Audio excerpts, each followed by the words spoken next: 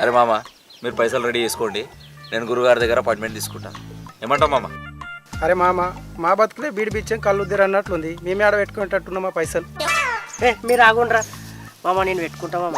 అరే ఎప్పుడన్నా 100 అడిగితే నీయో ₹1,00,000 ఎడికేం తెచ్చి పెడతావురా నువ్వు? ఏ 1,00,00,000 ముందు 1,00,000 ఎంత మామ, నేను పెట్టుకుంటాలే. ఏం లక్కీ ఛాన్స్ కొట్టేసినవరా మామ. గురుగారి దగ్గర నేను ఫోన్ చేసి అపాయింట్మెంట్ తీసుకొని నీకు ఫోన్ చేస్తామమ్మా. నేను పోయేసి వస్తా, సరేనా? కలుస్తామమ్మ మరి.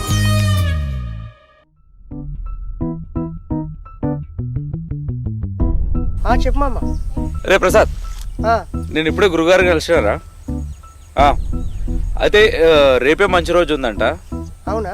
రేపు ఒక పూజ చేద్దామని చెప్పేసి అంటుండు. అది 3 పూజల్లో రేపు ఒక పూజ చేద్దామని చెప్పేసి అంటుండు. ఆ పూజకు 30,000 ఖర్చు అవుతాయి అంటారా? సరే మామ. ఆ సామాన్ తీసుకొని రావాలి. నువ్వు ఆ 30,000 నాకు పంపిస్తే నేను ఆ సామాన్ తీసుకొని వస్తాను. డైరెక్ట్ రేపు సామాన్తో పాటు గురుగారిని తీసుకొని వస్తా. రేపు ఫస్ట్ పూజ కంప్లీట్ చేసి